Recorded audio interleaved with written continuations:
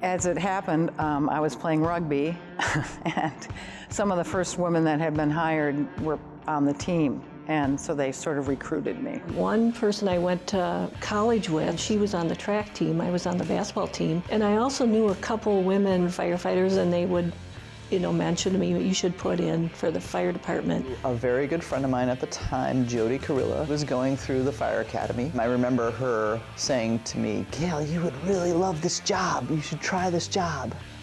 And so I did. Well, what initially drew me to the fire service was the show Emergency. I always wanted to be a paramedic way back in the 70s, but when I graduated from high school in 1982, I didn't think I could be a paramedic or a firefighter even that way, so there was no female, so I went to school and became a park and recreation director and did that for 9 years, and then I became a volunteer in my city where I lived in for 5 years, and then Madison was hiring. I was a whitewater rafting guide before, and I worked for a silo company. I mean, I've always been very physically active, and I've had horses my whole life. I always had an interest in EMS and helping people, and I had, taken CPR classes, and I became a CPR instructor, and one thing led to another, and I was dispatching for Sherwood Hills, and they encouraged me to take the EMT class, so I did. And I started teaching part-time in the EMS program, and a colleague actually suggested paramedicine. And they came in looking for people that were interested in non-traditional areas, and I sort of fit the bill.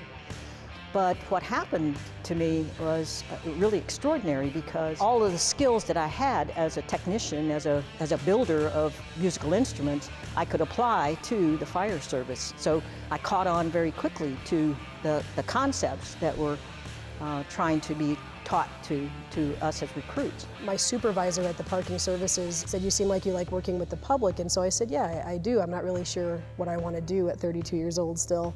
I had spent some time in the Army, so I felt like I was gravitating towards something like that, but I just didn't know what yet. I said, well, the police isn't really my thing. The very next thing he said was, well, then you should try the fire department. I know someone, I could connect you with him.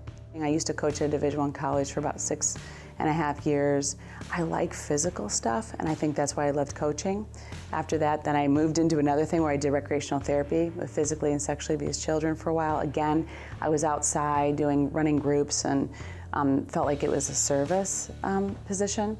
And then Tracy, my wife on the job, saw something in me and asked me if she thought I would be great at it. I was like, oh, and tell me more about it. And so once she did, I realized, the people piece, the physical piece is there for me, and then the team aspect. Like I said, I was coaching for a long time, played for a long time, so I love the idea of a team.